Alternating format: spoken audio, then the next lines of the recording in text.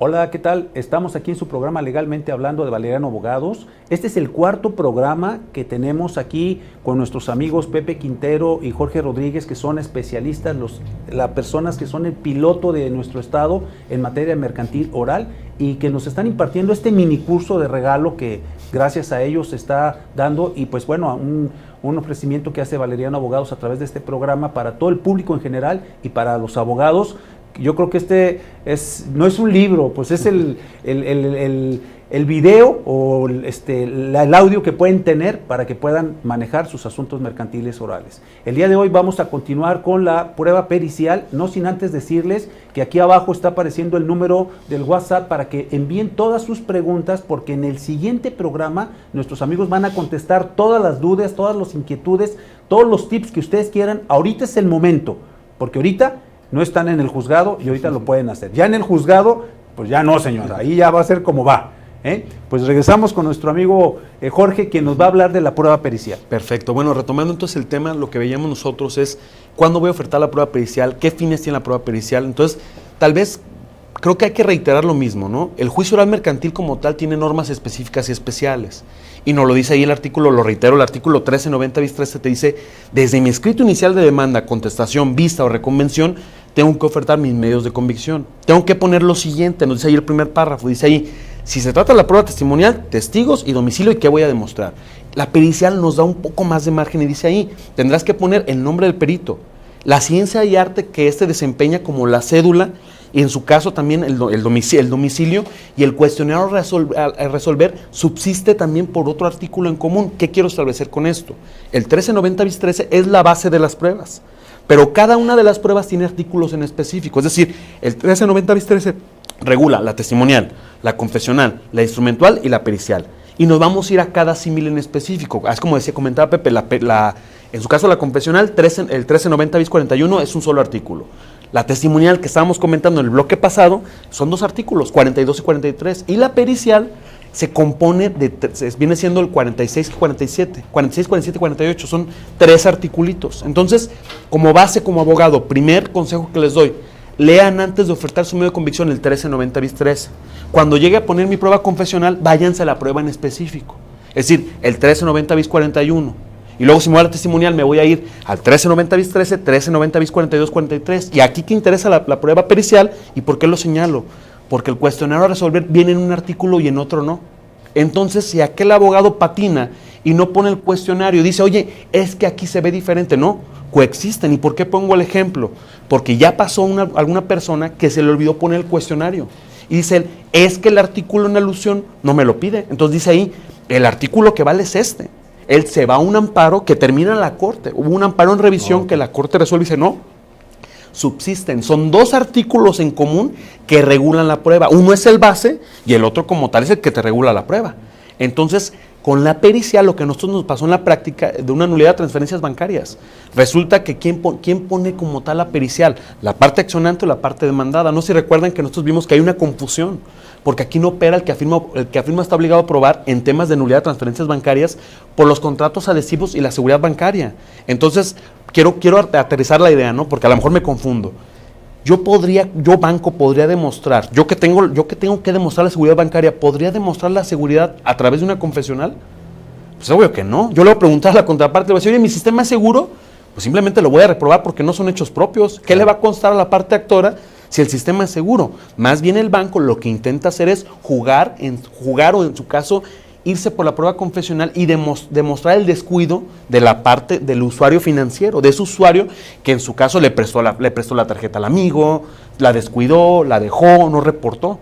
Entonces tenemos que ver muy bien qué voy a demostrar y por qué oferto mi prueba pericial. Es decir, en el tema en concreto, que es el tema de moda, nulidad de transferencias bancarias, ¿la parte accionante está obligada a ofertar la pericial? Pues no. ¿Quién la va a ofertar? El banco. Ahora, ¿yo qué tendría que hacer cuando lo oferta el banco? En mi vista, yo lo amplío. Es decir, el banco va a decir: mira, mi sistema es seguro y te voy a ofertar un perito, y el perito se va a basar únicamente en la bitácora transaccional de movimientos, porque recordemos nosotros que el banco puede certificar bajo la ley de instituciones de crédito conforme al 100, y te dice aquí: con esto te demuestro que mi sistema es seguro, y obra todo. Entonces, cuando damos la vista a la parte accionante como tal, pues lo cierto es que él puede ampliar el cuestionario. O sea, la idea es, la prueba es del banco. Ok. el usuario financiero como parte actora que viene a demandar, él va a ampliar el cuestionario, va a decir, ok, tú ya me pusiste todo esto, ya me diste esta luz, yo tengo dudas en esto, o sea, yo parte accionante, yo te amplio el cuestionario y yo te voy a poner un perito y mi perito te va a decir por qué la bitácora transaccional de movimientos no está correctamente, o inclusive te va a decir, quiero que me abras el sistema. Ahora, ¿de quién es la prueba? Sigue siendo del banco. El banco lo ofertó para demostrar que sus defensas excepciones. Yo, parte accionante, lo amplió ¿para qué? Para desvirtuar la prueba del banco. Es lo que comentamos en un bloque, cada quien oferta sus pruebas. Ojo, las pruebas, una vez desahogadas, son del acervo probatorio del juzgado. No es, sería tan ilógico como decir, ahora que me fue mal en mi prueba, vamos la quitando. No, ya pasó. Entonces, es lo que pasa en la práctica. Yo voy a poner un ejemplo y creo que los abogados donde tenemos que hacer como el chip. Me pasa un asunto donde el banco oferta la prueba pericial. El banco únicamente pone su perito y pone la bitácora, no abre el sistema. En ese momento, a mí se me hizo muy curioso porque yo volteo a ver a la contraparte cuando estoy emitiendo las pruebas y la contraparte, la parte accionante, estaba jugando en audiencia con el lapicito. Estaba ahí jugando con la plumita y todo. Dije, bueno, pues ese es su perjuicio, ¿no? Claro. Él se mostraba despreocupado. Llegamos entonces nosotros al momento que estamos desahogando la prueba y todo. Y ahora sí, el día de la audiencia de juicio, el abogado estaba como loco. Que cómo es posible, que por qué permito. Le dije, a ver, licenciado, a ver, la prueba la ofertaron ellos. Usted viene aquí a querer ampliar el cuestionario, cuando usted lo tenía que haber hecho en la vista. Es decir, usted perdió una oportunidad enorme para desvirtuar su prueba. Ahora todo se va a rendir ¿con qué? Con la pericial de ellos, con su perito, pregúntele. Pero no me amplié cuestionario sobre puntos que no fueron de debate, porque ahora sí ya quería aperturar el sistema. Ahora sí ya estaba atacando cuestiones. Ya se había preparado. No, pues en ese momento vio que ya le habían ganado. Sí, por eso, pero sí, en la ya. primera no Sí, sabía, y a la segunda Sí. ya vio que, caray, Sí. pero ya no era el tiempo, ¿verdad? Y pasó el momento, ahora sí como el chiste del compadre, no, a él le fue de una manera a mí de otra. Pasó el momento como dijo, es que en otro juzgado, licenciado, es que está hablando de otro juzgado. A ver, yo le dije, usted vea la videograbación, yo hasta me le quedé viendo, porque lo recuerdo muy bien que usted estaba jugando con la plumita. El día de hoy usted viene y me dice que está mal hecho mi trabajo, vea el video. Y de hecho, precisamente, eso que hizo valer los conceptos de violación, eso que repliqué yo en la sentencia, precisamente fue lo que tomó el colegiado. Le dijo, oye, tus derechos procesales precluyeron conforme al 1390-24, párrafo primero. Tú no lo hiciste valer. Lejos de oponerte y ampliar cuestionario, estabas, así lo dijo, estabas distraído el día de la audiencia.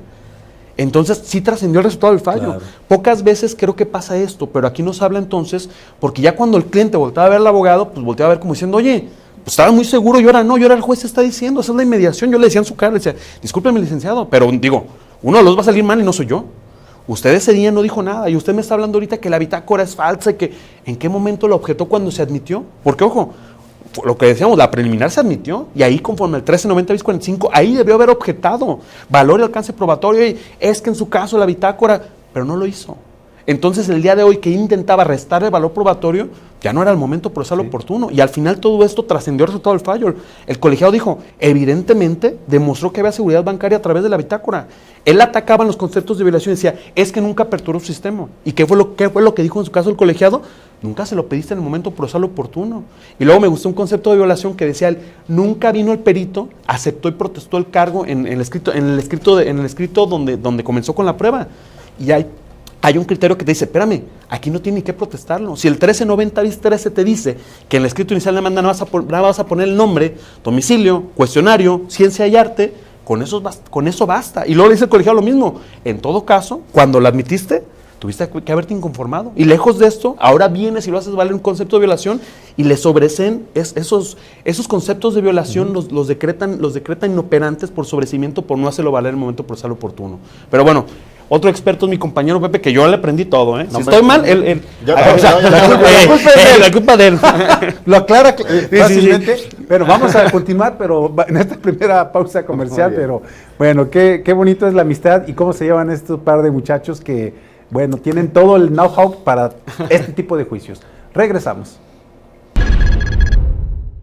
Conoce los beneficios de diagnosticar tus equipos electromecánicos. Evita paros no programados y daños mayores a motores, generadores y subestaciones. Análisis de vibraciones, termografía, alineación láser, estudio de aislamiento, etc. El mejor servicio y calidad en embobinados en media y alta tensión. Contamos con torno y balanceadoras industriales con capacidad hasta 30 toneladas. Temisa Soluciones Electromecánicas. www.temisa.mx.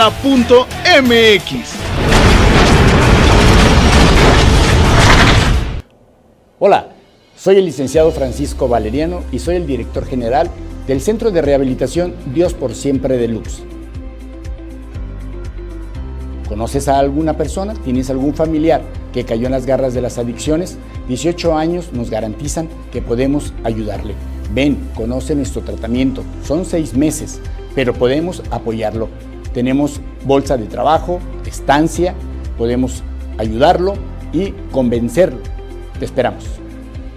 En Esparza Monteón Abogados contamos con más de 30 años de experiencia en distintas áreas del derecho. Somos una empresa líder en recuperación y negociación de cartera vencida empresarial y personal. En Esparza Monteón Abogados convertimos problemas en soluciones y soluciones en oportunidades.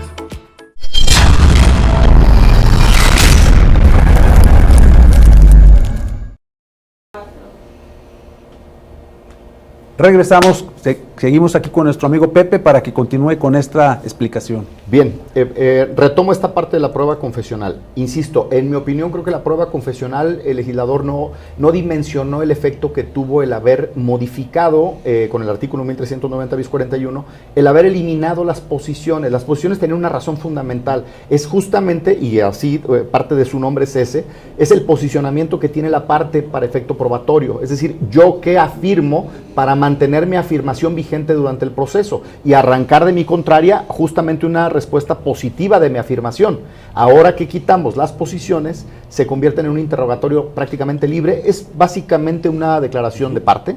La limitante es que tendrán que ser hechos propios de quien declara, a diferencia de la declaración de parte que nos permite mucho más amplitud.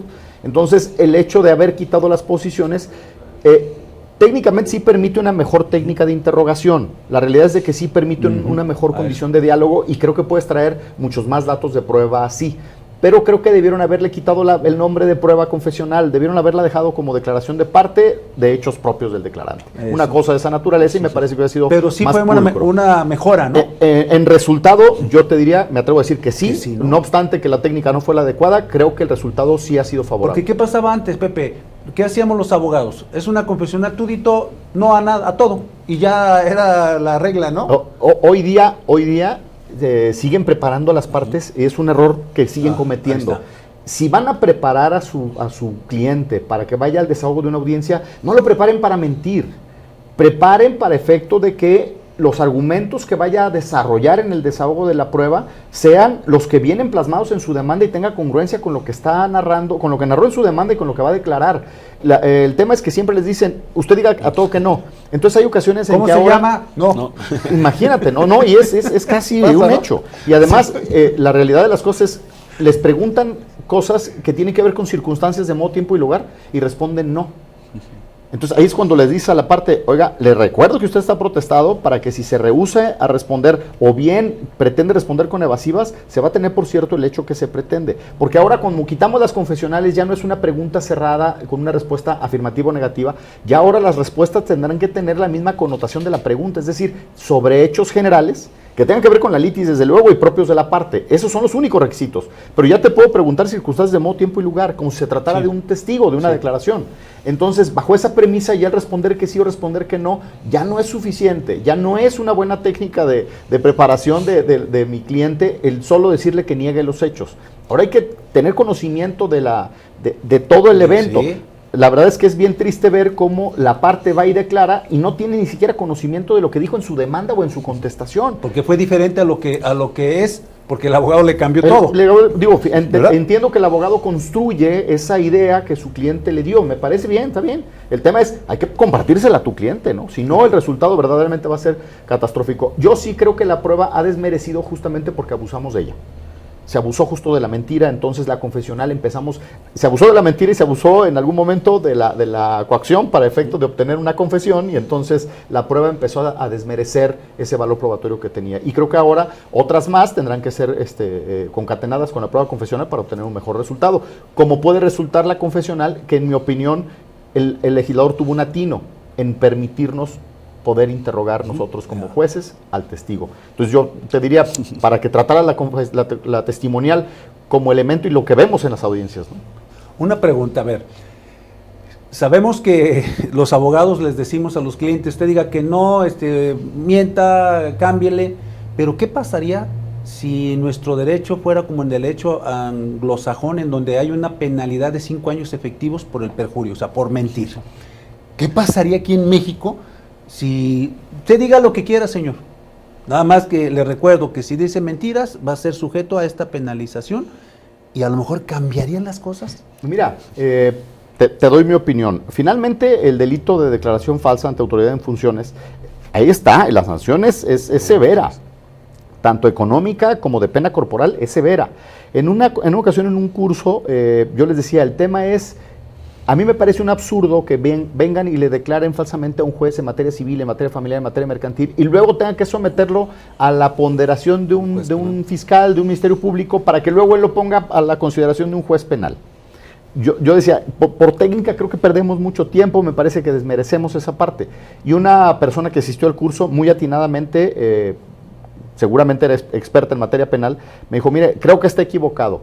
Ahora con el nuevo sistema adversarial, basta con que usted mande el video certificado, dé vista al Ministerio Público, porque finalmente la presunción de inocencia hay que agotarla en este proceso que tiene que ver con el Estado, la intervención del Estado a través del fiscal o el Ministerio Público. Y el Ministerio Público puede judicializar fácilmente una carpeta de esta naturaleza. Si los datos de la audiencia con respecto de las demanda y contestación son netamente contradictorios, no tiene que desahogar más prueba que integrar esas documentales, judicializar el asunto e inmediatamente sancionar.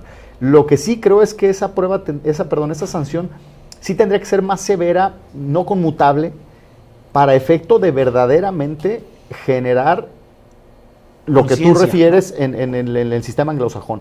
Allá el problema es mentir, no en el fondo del asunto, pero si mientes cambia verdaderamente el tema de fondo. Entonces creo que sí ayudaría mucho porque finalmente el procedimiento está plagado de mentiras justamente porque no tenemos una sanción para ello. Parece que a los legisladores les tiembla la mano, ¿verdad? Es complicado el tema. Bueno, es una opinión, pero es bueno porque pues eso podría cambiar muchísimo ya a la gente. Si tú le dices, llegando a la audiencia, tiene esta penalidad, que diga una mentira, te aseguro que te dice la verdad. Bueno, la verdad es esta, es esto, y a lo mejor se acaban muchas cosas. Eso es cierto, sí. Bueno, continuamos, a ver, Jorge. No, bueno, básicamente retomando la idea de mi compañero, y es algo que yo le aprendí a él, o sea, una vez estamos comentando nosotros qué diferencia había con la confesional y la declaración de parte, y caíamos en una pauta o caíamos en alguna contradicción que yo le comentaba a mi compañero, oye, tú permites la confesional y permites la declaración de parte. Yo tenía la duda, yo sí las permitía a las dos, más que nada yéndonos al 14 constitucional y para no violentarle. Y Pepe le dio al punto que acaba de decir. Me comentaba Pepe, me dice, mira, es que la declaración de parte que nos establece a nosotros supletoriamente el Código Civil como tal, bajo el 328 ter, es diferente a la de nosotros, porque mientras que nuestra confesional, que ya no es una confesional, sino es una cuasi declaración de parte. ¿Por qué me refiero con esto? Porque el requisito para nosotros es que sean hechos propios y objeto del debate. En la declaración de parte puede ser hablar de hechos no propios. Entonces, técnicamente, aquel abogado que va a poner en su escrito inicial de demanda confesional y declaración de parte, nada más tiene que abrir la pequeña ventanita que decíamos nosotros del 1390 bis 13, ¿por qué la estoy ofertando? ¿Qué quiero demostrar con esto? Porque la condición regulatoria sancionatoria radica precisamente en esto. Yo con mi confesional te voy a demostrar esto. Yo lo digo en mi escrito inicial de demanda. Y entonces con la declaración de parte te voy a decir, hay preguntas que no puedo hacerlas en la confesional como tal porque no son hechos propios, pero pudiera ser que sí los conoce. Vamos a poner un caso, un ejemplo que sea más tangible. El hundimiento de un navío y es el pago de un seguro. Obviamente la aseguradora no estuvo en el barco, quien estuvo fue el capitán, pero pudiera ser que la aseguradora sí conozca esos hechos. ¿Por qué? Porque al final hubo comunicación, porque al final hay una serie de mecanismos para poderlo demostrar. Entonces, si esa parte accionante se constriñe únicamente a la prueba confesional, lo cierto que es cierto que su margen probatorio va a quedar hasta ahí. Es decir, lo que conoce él como hecho propio. Pero si en su caso, en el escrito inicial de demanda, el abogado ve más allá y dice, también te ofrezco la declaración de parte para demostrar esto sobre hechos no propios, pero que de alguna manera conoce, pues lo cierto es que entonces estamos hablando de un buen abogado que tiene una buena técnica, que sabe precisamente cómo lo va a demostrar. Porque muchas veces caemos que vamos a entrar al tema de la testimonial o de cualquier tipo de convicción que dice, tu prueba tiene valor probatorio pleno, y los abogados vienen muy molestos con el abogado. ¿Cómo es posible que si mi prueba tiene valor probatorio pleno no haya ganado? Bueno, una cosa es que tenga valor probatorio pleno y otra cosa es el resultado que generó como prueba. Es decir, una confesional donde la parte se pasó diciendo a todo no, claro que tiene valor probatorio pleno, pero ¿a qué va a trascender el resultado del fallo? Entonces, si tú propiamente como abogado cometiste el error de hacer posiciones cuando tenías preguntas abiertas, es como, yo le pongo una analogía, supongamos que yo voy a ir a Puerto Vallarta, mi destino es Puerto Vallarta, tengo la carretera libre que no me cobran, que es más riesgosa, hago más tiempo, o en su caso tengo la de cuota, y ese día me dicen, no vamos a cobrar la de cuota, y yo me aferro y me voy por la libre. Bueno, ¿qué resultado voy a tener? Voy a llegar más tarde, no va a tener tantas comodidades, y al final de cuentas, pues queramos o no, nos jugamos la vida un poquito más. Es lo mismo para el abogado. Si el abogado opta por un posicionamiento, como bien refería mi compañero, pues lo cierto es que el posicionamiento va a ser no, sí, no. Y en cambio una pregunta abierta, oiga, pues usted me acaba de comentar esto, ¿podría aclarar este punto?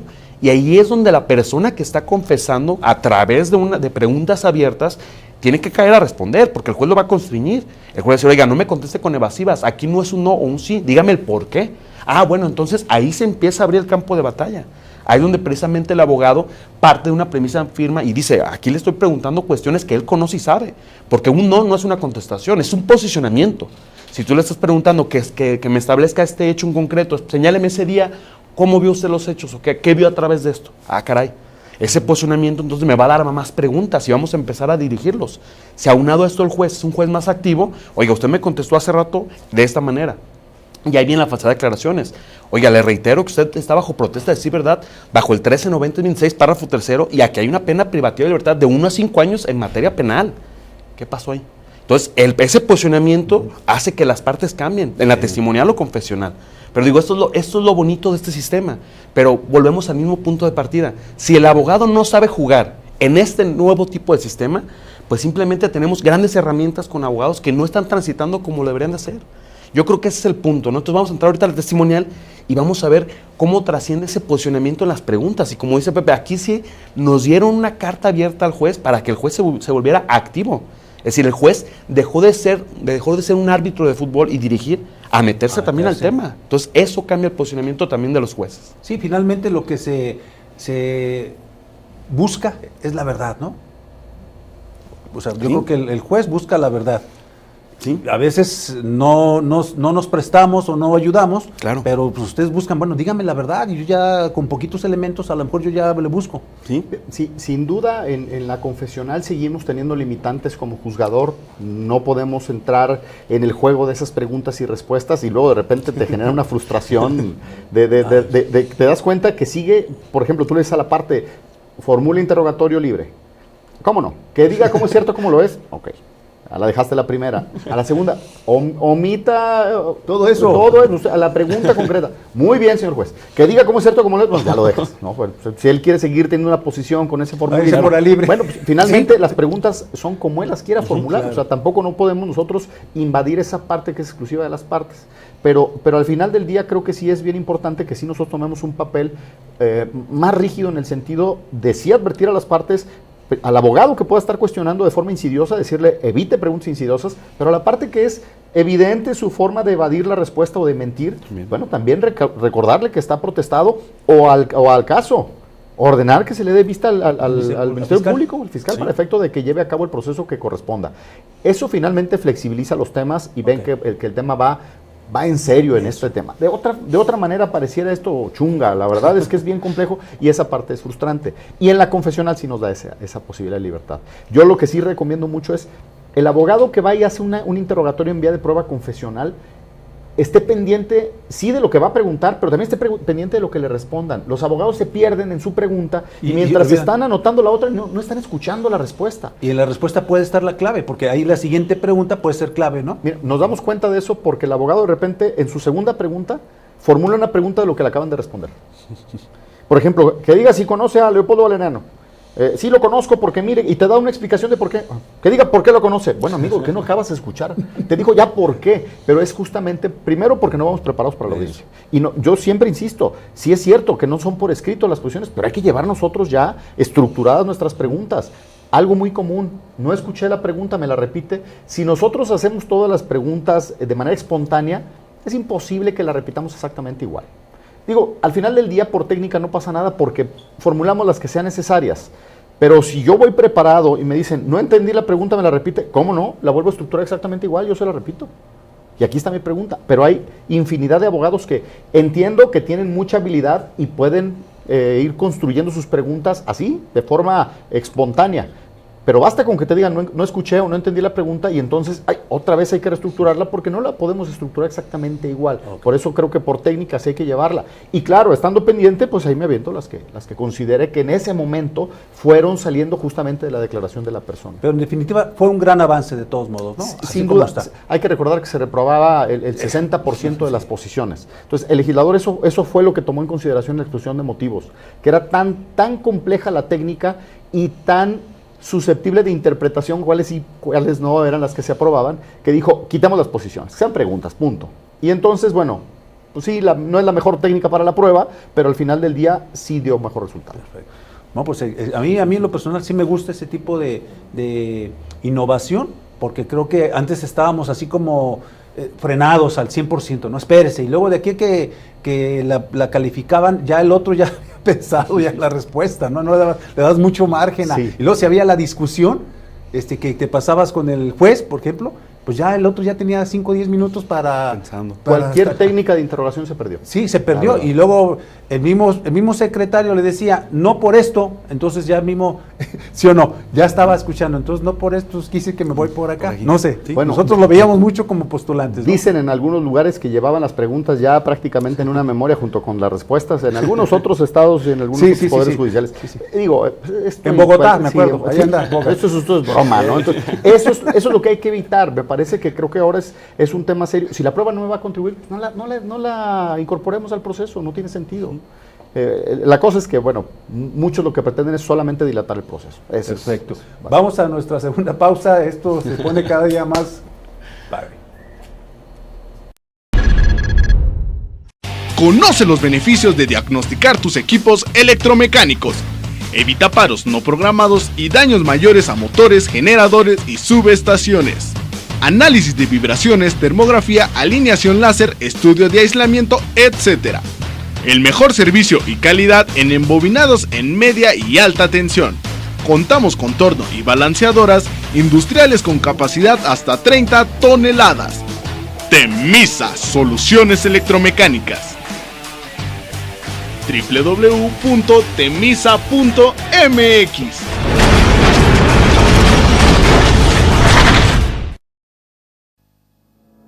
¿Problemas legales? Acércate con nosotros. En Valeriano Abogados manejamos todas las áreas del derecho: civil, mercantil, penal, fiscal, familiar, contabilidad, laboral. Ven con los profesionales, tú ya nos conoces. Valeriano Abogados, estamos para ayudarte. 30 años de experiencia, usted ya nos conoce. Valeriano Abogados es hechos y no palabras.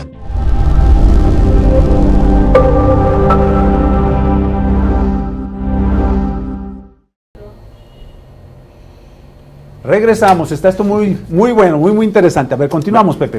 Para concluir con el tema de la prueba confesional como tal, como recomendación, insisto, la prueba se construye desde el inicio del proceso cuando es actor o demandado cuando contesta la demanda. Pero cuando lo voy a incorporar, entonces, en mi opinión, una prueba confesional en materia oral, lo correcto es que contenga en los hechos que voy a vincular con mi litis prácticamente las preguntas que le voy a formular. Algunos abogados me han hecho el cuestionamiento, bueno, es que si esa redacción viene en mi prueba, prácticamente estoy revelando lo que le voy a preguntar. Pues básicamente le vas a preguntar aquello que está vinculado con la litis. Ya viene en tu demanda y ya viene en tu contestación. Yo insisto en que no tiene ninguna relevancia que al menos los hechos más concretos sí vengan detallados para que ese sea el efecto de la sanción procesal. No compareces, bueno, esos hechos ya se tienen por probados, o compareces y te rehusas a responder, esos hechos se tienen ya probados. ¿Qué ocurre entonces si vamos a la audiencia a desahogar? Bueno, eso no me limita a que yo pueda hacer muchas más preguntas vinculantes con la litis. Yo voy a poner en mi escrito inicial o en el ofrecimiento de mi prueba aquellos que considere relevantes para el objetivo de probar. Jorge daba un ejemplo respecto a de cuál mecanismo utilizo.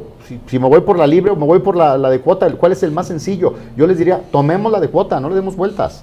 Vamos siendo más pulcros en el anuncio y que el objeto probatorio ya lo tengamos prácticamente nosotros previsualizado. Si el resultado es adecuado o no, eso es ya materia de sentencia, no se preocupen por eso. Y las pruebas confesionales en general tienden prácticamente a confirmar lo que yo ya dije en mi demanda o en mi contestación. Entonces, yo no le veo mayor problema en que verdaderamente releven los temas. Pongo un ejemplo. ¿Qué sucede si está a debate el tema de la recepción de una mercancía para efecto del cumplimiento de pago? Bueno, ya prácticamente, yo a lo mejor en mi ofrecimiento voy a querer vincular esa prueba confesional con la existencia de la relación comercial, con el valor de la mercancía, con la fecha de entrega, es decir, una serie de datos que probablemente para la fecha del desahogo ya me resulten irrelevantes. Si todo eso en la contestación ya me reconoció que existe y el tema es que la mercancía fue incompleta y por eso no me ha pagado, bueno, pues el punto de debate cambió, ya es un punto en concreto. Bueno, voy a centrar mis preguntas a ese punto en concreto. Hoy que las preguntas esas no venían en el escrito inicial de demanda, pues no, porque yo no sabía efectivamente para dónde se iba a dirigir la litis, pero sin embargo yo con mi prueba quiero probar todo lo que yo dije en mi demanda. Lo mismo platicábamos respecto de los hechos, los convenios sobre hechos no controvertidos. Cuando yo formulo un acuerdo de esta materia, evidentemente hay hechos que yo pareciera que están de sobra, pero son para construir verdaderamente mi acción. Lo mismo pasa con la prueba confesional. Pues yo quiero que pruebe 10 puntos en particular. Oye, pero cuando llegas a la prueba, de esos 10, 7 son ya irrelevantes porque ya no son materia de pleito. Correcto. Pues en esa misma medida el juzgador le va a dar ese valor probatorio. Lo que decía Jorge, el tema del continente de la prueba, del contenido, perdón, y de su continente. Una cosa es lo que en la prueba desahogamos y lo que declaró, y otra cosa es lo que va a permear en el proceso tomando en cuenta el resto del material probatorio. Sí, recordemos, esta prueba es una prueba tasada de legal, pero no obstante que está tasada de legal, no significa que el efecto probatorio será en favor de quien la anunció. Yo no voy a someter a consideración distinta el valor de la prueba es plena, cuando reúne los requisitos establecidos en el Código 1287 y subsecuentes. Sí, es plena. Sin embargo, probablemente con otros elementos de convicción me doy cuenta que esto que me dio esta prueba plena se contradicen y entonces el resultado es diferente. O sea, no hay que confundir el efecto probatorio con el valor probatorio. Al final es parte de la ponderación que el juzgador tendrá que hacer en el dictado de la sentencia. Muy bien. Ok, entonces con esto terminamos la cuestión de las pruebas que viene siendo la confesional y la testimonial. La testimonial tiene mucho más connotación ahorita que Jorge les va a dar los elementos que se integra. La confesional yo sí les recomiendo mucho esa parte. Desde el anuncio de la prueba, determinen qué van a hacer, qué pretenden y qué van a probar con ella.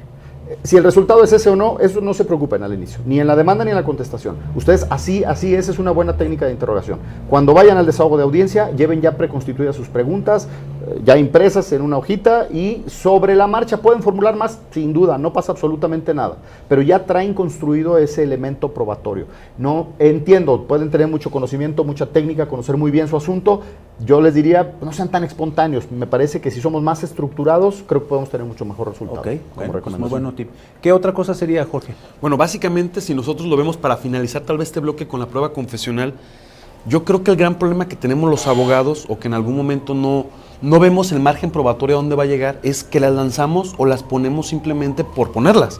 Es decir, le pedimos a mi compañero de despacho que me pase un escrito inicial de demanda y no sabemos ni siquiera cómo le fue a mi compañero. Tal vez a mi compañero de despacho le fue muy mal y a mí me van a poner una zarandiza. Ahora, tendremos que ver también muy bien cuál es el efecto sancionador como esto. Es decir, el artículo 1390 bis 13 te dice, en todos los medios de convicción que regulan la prueba como tal, en el procedimiento mercantil oral, las sanciones se dan por ciertos los hechos.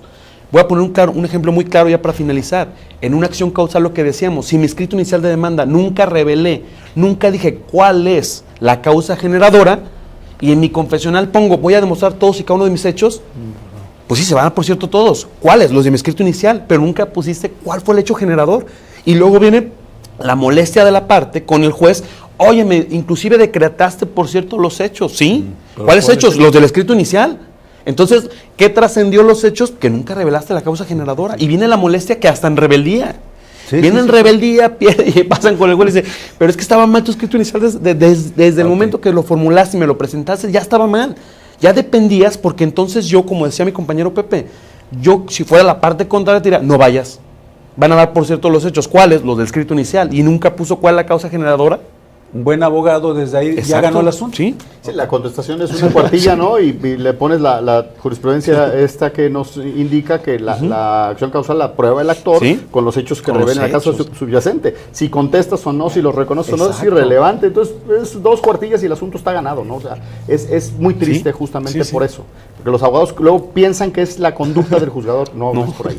Bueno, pues vamos a terminar este bloque y nos queda uno de este programa. Recuerden que hay otro programa más y no se les olvide mandar, aquí abajo está apareciendo el teléfono, el WhatsApp, donde pueden enviar todas las preguntas que quieran, porque en el 5º programa nuestros amigos jueces van a responder todas las dudas, todas las inquietudes que tenga el público y los abogados que están viendo este minicurso. Regresamos. En Esparza Monteón Abogados contamos con más de 30 años de experiencia en distintas áreas del derecho. Somos una empresa líder en recuperación y negociación de cartera vencida empresarial y personal.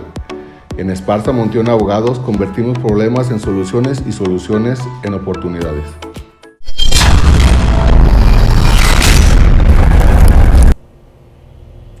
Regresamos a este último bloque de su programa Legalmente Hablando. Pues estamos ya a punto de terminar el minicurso. Este es el último bloque en donde vamos a tratar de hacer pues lo último que nos corresponde y un pequeño resumen que nos va a dar aquí nuestro amigo Jorge para que ya la gente pueda mandar sus preguntas a este WhatsApp que está apareciendo aquí en el programa, que va a ser la próxima semana para contestar de todas las dudas, las inquietudes que todos ustedes tengan. Continuamos. A ver, Jorge, o... Sí, no, perfecto. Jorge, Bueno, para puntualizar, digo, A ver. primero yo para que mi amigo lo subsane. Ya reconozco lo mismo, ¿eh? La culpa, pero Yo bueno. digo las cosas y acá mi amigo lo redirige. No, yo creo que el gran error que tenemos, y de eso se trata este curso, bueno, ¿qué cambió en el juicio? ¿Qué cambió en el juicio oral mercantil? ¿Qué cambió en el tradicional? Recordemos lo mismo, todavía se presenta por escrito, etapa postulatoria es por escrito. El perfeccionamiento de mis pruebas es lo que cambia, el desahogo es lo que cambia. Pero tenemos el mismo error en tradicional y en oral, que a veces no vemos ni siquiera los elementos de la acción. O sea, yo quiero ser muy claro con esto. Si es una acción de divorcio, a veces a los abogados se les olvida poner el acta de matrimonio. Entonces, cuando son acciones más complejas, ni siquiera el abogado se mete a ver de qué se trata su accionar. O sea, ni actio. Y lo dice el 1390 bis 11, son los fundamentos de derecho. A veces nosotros tenemos que prevenirnos para decir, oye, ¿realmente tú quieres interponer una acción civil sumaria hipotecaria ante un juez mercantil? O tu accionar es una falta de pago que quiere la rescisión, porque nos metemos a los puntos petitorios como tal cuando ellos terminan y tú dices, oye, ya están hablando ellos de un exequendum, me están hablando de cuestiones que no tienen nada que ver. Es decir, mi escrito inicial de demanda, si mi idea es la nulidad de transferencias bancarias, bueno, vamos viendo cuál es el accionar. Tenemos acciones nominadas e innominadas, típicas o atípicas. Es muy claro cuando la jurisprudencia nos da los rubros, ¿no? Pero hasta en su caso, yo como servidor, como juez, yo me pongo a analizar y digo, bueno, este escrito inicial de demanda, ¿cómo lo voy a contestar? Las pruebas son conducentes, no son conducentes. Y ahí me doy cuenta que en el escrito inicial de demanda el planteamiento está mal del abogado. Es decir, quiero que lo vean de esta manera los abogados y creo que es el mejor tip que les puedo dar. Agarren su escrito inicial de demanda, vean los elementos de la acción y digan, con esta prueba demostraré esto, con esta prueba demostraré esto. Es decir, si vamos porque es el tema a lo mejor más fácil y ahorita nos metemos a otro tema, ¿no? Pero si nos vamos a nulidad de transferencias bancarias, bueno, ¿cómo voy a demostrar que soy tarjetaviente o cliente?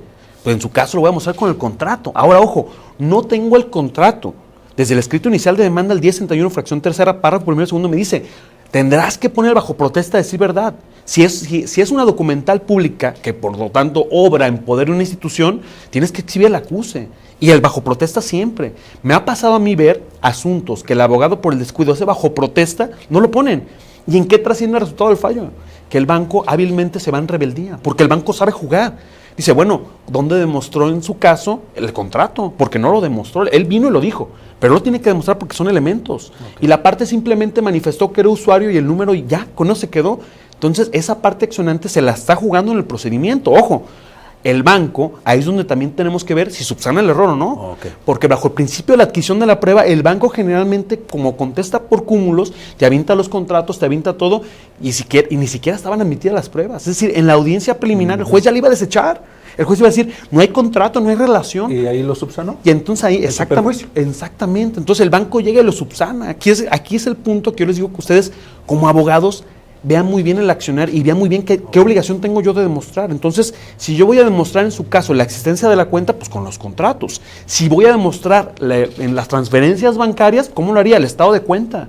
Oye, una documental de informes al banco para que me diga si efectivamente hicieron estos movimientos. Y ahí tengo mi elemento 1 y 2, la existencia de las cuentas, la salida del dinero de mis cuentas, y el tercero, ¿por qué el banco en su caso está obligado a contestar y no tanto la parte accionante? Porque se confunden. El actor ya me está ofertando confesional para demostrarme la seguridad bancaria, me está ofertando testimonial. Oye, espérame, tú no tenías que demostrarlo, tú ya le estás subsanando al banco, porque posiblemente con tus pruebas sí vas a demostrar la seguridad bancaria, quien está obligado ahora al banco. Entonces, regresando a esto, y los abogados, que en su cabeza nos quede sistema tradicional o sistema oral, siempre vean el margen probatorio a quién le corresponda y con qué prueba lo voy a demostrar. Y no carguen todo en una sola prueba. Si yo todo se lo cargo a la confesional y la confesional me sale mal, me quedé sin pruebas. Entonces yo puedo ponerle, a ver, con la confesional voy a demostrar esto y esto y esto, y también con la testimonial. No sé, estamos hablando en su caso de facturas. Bueno, con la confesional te voy a demostrar que sí hubo pagos, y con la testimonial te voy a demostrar la entrega y recepción de mercancía. Y en su caso con la pericia, fíjense, cómo estamos hablando de 3 pruebas que subsisten o viven, o sea, tienen diferentes fines, pero al final me demuestran lo mismo.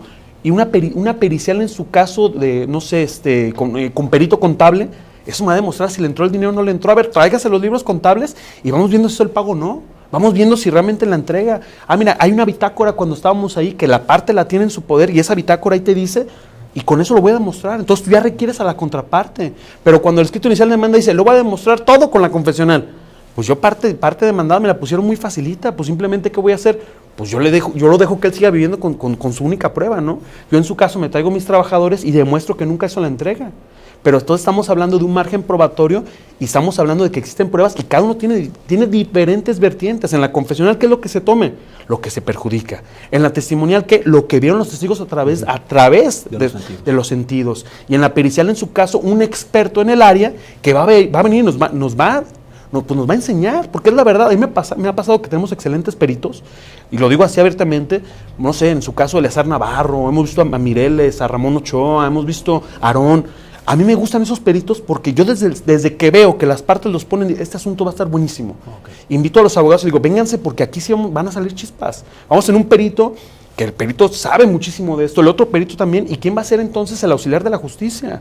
Porque regresamos al punto, a veces los abogados ni siquiera hemos visto el trabajo del perito. Creo que ahora estamos hablando como los jugadores de fútbol, cuando quieres saber qué hizo el jugador, cómo los compran en los diversos clubes, cómo era antes, llegaban con el cassette y mira, tengo este jugadorazo. Aquí es lo mismo, a ver, perito, ¿cómo es tu trabajo? ¿Cómo lo vas a vender? Mira, a mí me vas a ver en acción. Y fíjate cuando me pregunten, y el perito ya también se vende. Por eso ahora, el día de hoy, los peritos, inclusive, hay una queja de los abogados de los peritos que dicen, es que ahora ganan mal los peritos. Eso iba. Bueno, pero hay que ver también qué tipo de peritos, ¿no? Si el perito es huizachero, eso, pues ese perito no nos interesa y el propio sistema lo va a depurar. A mí me han pasado peritos, y lo digo honestamente, que son famosos en el anterior sistema, vienen acá y cuando los ponemos ante cámara se cohíben. Oiga, dígame en su caso, porque así lo dice el 1390 bis 47, dice, los peritos expondrán verbalmente sus conclusiones. Pasamos, ¿y quién es el perito? Ahí está mi dictamen, pregúnteme. No, pues tú dame tus conclusiones. Ah, tiene la razón. ¿Pero por qué? O sea, y las partes que lo ofertaron, lejos de preguntarse, me quedan viendo como si realmente el interesado fuera yo. Digo, sí estoy interesado, pero yo no tengo que arrancarle las palabras. Al final, si tenemos un juez que no es activo, pues el juez va a decir, pues las pruebas de ustedes, no mía, pues se acabó el asunto y vámonos. ¿Qué demostró tu perito? Pues nada, trajo buenas conclusiones, pero nunca me las expuso. ¿Dónde está entonces el principio de inmediación? Que todo lo que me dice a mí el perito causa un estado. Desde el momento que yo estoy viéndolo, yo hago mis anotaciones y digo, este perito me comentó esto. Ya viene el otro perito de la contraparte y yo le pregunto eso. Oiga, a ver, en cuanto a este punto, porque me generó la duda y yo voy a resolver ¿con qué? Con la verdad. Entonces, nos ha pasado que tenemos excelentes peritos y el perito tercero, como debemos ser imparciales y lo tomamos de la lista, ¿qué me ha pasado a mí en la práctica? Que he tenido que, y eso lo digo públicamente, he tenido en ocasiones el pasar de 7 peritos, porque yo los prevengo y te digo, mira, quiero que te impongas de los videos antes de aceptármelo, imponte y quiero que veas el tipo de asunto, porque ojo, 2 cosas, si lo haces mal, 1, le voy a dar vista al consejo, y 2, le voy a pedir que te sancionen y te saquen de la lista. Entonces el perito desde ese momento ya no quiere aceptar el cargo. A mí me pasó en la práctica un perito que llega y le digo, oiga, ya van 5 que no me lo aceptan, ¿usted está a la altura? Sí, estoy seguro, deme todo. Y lo vimos actuar y actuó muy bien, no recuerdo el nombre, también un chavo. Okay. Pero ahí es donde yo digo, también hay que ver a los peritos. Como abogados, tenemos nosotros que, si vamos a ficharlo viéndolo de fútbol, vamos viéndolo en acción. Oiga, perito, lo quiero contratar. Fíjate, tengo una audiencia, el abogado entra al público y lo ve. Imagínense que lo van a contratar y no sabe ni hablar, tartamudea, se pierden las preguntas, pues ya simplemente no lo contrato. Entonces yo creo que este sistema se presta para muchas cosas, pero principalmente yo creo que aquí el abogado va a empezar a cobrar desde el momento que está en audiencias donde consolida su trabajo. Es donde dicen, por eso traje a este abogado, porque el abogado se ve. A mí me ha pasado en ocasiones impugnación de poder. Pide el poder y le está dando vueltas, nada más como para que vean que lo está ojeando, pero no dice nada. Y al final te lo regresa y tú lo veías adentro y dices, oye, pues si te está diciendo que el poder es falso, pues oye, pues la pericial. Vamos viendo la objeción de documentos sin impugnación y la pericial y si es la firma, ¿no? El abogado hace nomás para que el cliente lo vea. Y ya piensa que con eso cobró. Entonces, en este nuevo sistema, pues el abogado tiene que venir preparado para todo. Lo que comentamos nosotros, ¿dónde está la laptop? ¿Dónde están en su caso los códigos? ¿Dónde está la persona preparada? Que al momento que me está diciendo algo, a mí me ha pasado abogados que me dicen, oiga, ¿puedo meter mi computadora? Claro. ¿Puedo meter mi iPad? Claro. ¿Puedo ponerle internet de mi celular a la computadora? ¿Por qué no? Vemos la contraparte, que si viene preparada, nos lanza una jurisprudencia que no conoce la contraparte y lejos de decir públicamente, oiga, yo no conozco la jurisprudencia, ¿me puede ayudar usted, juez, para ver si está en el sistema? ¿Me puede permitir 5 minutos? ¿Qué es lo que hace el abogado? Para no exhibirse, sí conozco la jurisprudencia. La jurisprudencia ni existe. Hay muchos abogados que hacen eso, ¿eh? Sí, por no exhibirse. Se parece chistoso, pero hay muchos abogados que hacen eso. Entonces digo, necesitan tesis, no existen. No existen. Luego las buscas a ver el video, las buscas, pues no lo encuentro, y por la voz, pues tampoco, ¿no? Ahí se les ocurrió. Y ahí desconcentran a la otra parte. Sí. Que pues se queda, como no tiene esa herramienta a la mano, exacto, la acepta. No, y a veces conformarnos con lo que no dice el juez, que el juez te diga, no, porque, a ver, no, ¿por qué? A mí me tocaba un juez que, no aquí, en otro país, que los pasaba a los abogados y no los deja meter códigos porque el código podía ser utilizado como un arma, que se lo podían lanzar. Entonces el pobre abogado pasaba sin códigos y el juez se pasaba inventando artículos. Ya cuando salían de la audiencia, ven, y ni existe el artículo, pues ya se fue. Entonces ahí queda el principio de igualdad para todos, ¿eh? Si el juez, dice el 1390 bis 2, principio de igualdad, si el juez trae laptop, si trae en su caso celular para pasar internet, ¿por qué nosotros lo hacemos? Porque yo no podría. Pero entonces también los abogados tienen que alzar la voz. Ojo, saber pedir. En su caso, oiga, está bien, no me permites, yo nomás te digo lo siguiente, públicamente te lo digo aquí, quiero que quede sentado en el audio, porque aquí viene mi concepto de violación bajo el principio de igualdad.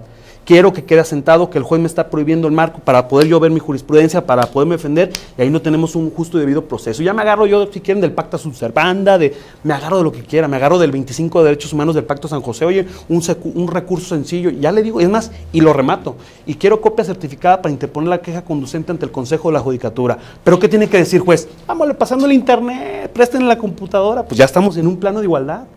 Pero entonces también los abogados tienen que ir más preparados, y también el juez. Digo, es lo que yo veo y yo lo he aprendido como siempre, ¿eh? Sí. De mi compañero, mi amigo. Ya sabemos. Mi amigo se lo debo a mi manager, pero siempre y cuando... Si salen las cosas bien, 50-50. Si sale mal, hablen con mi representante. Sí, ahí márquenle. No, fíjate, yo creo que, y a manera de conclusión como recomendación para los abogados, al final del día, en el pedir está el dar. Claro. Ahorita Jorge lo refiere de manera muy clara. El objetivo de que no se pudieran meter este tipo de elementos al desahogo de audiencias era para no distraer la audiencia, no por otra cosa. O sea, traes tu celular, no porque estés hablando en la audiencia y te esté timbre y timbre, pues ponlo en silencio, no tomes llamadas desde luego, pero si requieres de la herramienta, las herramientas tienen que estar al alcance. Bueno, yo he tenido casos en el que me prestes su código, pues ya con todo y risa y todo, pues se lo prestas, ¿no? No pasa absolutamente nada. Qué triste, pues digo, tú debes de venir preparado. Y no se trata de quién tiene la computadora más cara, ni mucho menos. Tráete tus notas, tus notitas para tu asunto. Si algo falló en el momento, pues vale hasta pedir un receso. Yo lo que creo que es muy importante para el tema del proceso respecto del acervo probatorio es, si entendemos que la dilación de los procesos nos trae un efecto positivo muchas veces al deudor. Dice, entretener el asunto, patear el bote y alargarlo lo más posible nos trae un efecto positivo. Yo les diría, la verdad es que no siempre. Es más, les diría, muy pocas veces el dilatar el asunto trae un efecto positivo. Cuando el cliente es un cliente que ya era cotidiano entre la relación comercial y por una situación extraordinaria incumple, probablemente el dilatar el proceso un poco le va a traer el beneficio de recapitalizarse y volver a tomar relaciones comerciales. Yo no veo esto incorrecto, lo puedes obtener a través de un convenio. Bien platicado, esto se obtiene a través de un convenio y no de marrullerías que puedan sacar en un proceso. Pero al final del día, cuando nosotros entretenemos un procedimiento, encarecemos también el asunto. En respecto de intereses, inclusive hay ocasiones en que la posibilidad de negociación es mucho más barato que obtener una sentencia. Tuve un asunto bien peculiar, una acción causal, demandan entre los demandados, venían demandando al aval, y pues no había ningún elemento que vinculara al aval con la causa generadora. De hecho, la causa generadora en sí misma estaba mal narrada y la demanda estaba perdida desde el momento en que entró oficialidad de partes. Tenían un abogado de inicio y me doy cuenta que luego cambian el abogado e inmediatamente pues cambió el esquema del proceso. Inmediatamente fueron a anunciarme, oye, queremos diferir la audiencia por pláticas conciliatorias. El que motivó las pláticas fue el actor. Obvio, pues modificó mucho sus pretensiones porque sabía que el asunto no lo iba a llevar absolutamente a nada. Entonces, negoció el asunto, después me dice Leti, la secretaria de acuerdos del juzgado, me dice, oye, pues llegaron a un arreglo. Pues que lo arreglen. Al final el actor realmente iba a perder el asunto, o sea, no había manera de que pudiera probar el vínculo. Bueno, pues un abogado con habilidad dijo, este asunto está más que muerto, vamos viendo cómo revivimos un muerto, celebraron un convenio y pues al final del día ya no hay pronunciamiento del juzgador, que bueno, ellos llegaron a un arreglo. Sí, pudiera parecer que el actor perdió, pues, perdiendo ganó al final del día. Entonces yo lo que recomiendo es analizar bien a causa de pedir, no tomen asuntos de los que no tengan expertise, derívenlos. Yo entiendo que es importante el negocio, es importante generar ingresos para su oficina, personales como abogado, pero a medida que ha venido evolucionando el tema del vínculo de la reparación de un daño, de una responsabilidad civil, ya nos brincó ahora los abogados, ya hay varios criterios firmes en el sentido de que el abogado es responsable del pago de daños y perjuicios por su mala praxis, y me refiero a las acciones causales. ¿Cuántas acciones causales las demandan como una mercantil ejecutiva? En mi opinión, ese es un tema de praxis del abogado. Va a venir una sentencia absolutoria al demandado. Yo creo que con esas copias de ese procedimiento, el actor en ese juicio puede voltear contra el abogado y decirle, vengo a reclamarte daños y perjuicios porque tú ni anunciaste el origen de la deuda, ni anunciaste pruebas para ese efecto. Tu falta de práctica me trajo como consecuencia la imposibilidad, ahora sí material, de cobrar la deuda derivada de este documento. Y en esa misma medida viene el valor de la reparación del daño. Al rato se nos convierte en deudor el abogado que me iba a ayudar. Digo, poco escalamos a esta parte. Yo creo que la reparación del daño ha tenido un giro impresionante.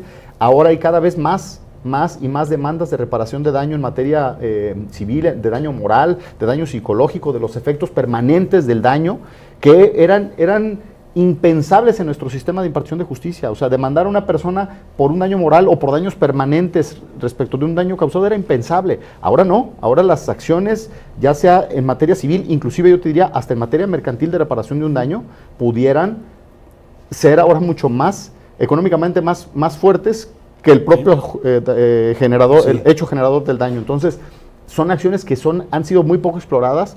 El otro día me compartían un tema que tenía que ver con una persona que tuvo una caída por un suelo mojado y entonces habría que responsabilizar a un hotel respecto de ese hecho. No tenía la sinaléctrica eficiente para poder advertir del riesgo, y entonces empezamos a ver una serie de condiciones que para nosotros eran temas de película. No, se están convirtiendo cada vez más por la mayor cantidad de práctica en hechos verdaderamente tangibles en el proceso. Entonces, atender la causa de pedir, anunciar las pruebas que sean verdaderamente conducentes y estar muy pendientes del proceso. Yo creo que con esto podemos avanzar mucho en el nuevo sistema. Perfecto. Bueno, pues ya terminamos nuestro cuarto programa. No se les olvide que la próxima semana estarán dando respuesta a todas las dudas, inquietudes que tenga el público y los abogados, que son los que más estamos aprendiendo. Regresamos la próxima semana a su programa.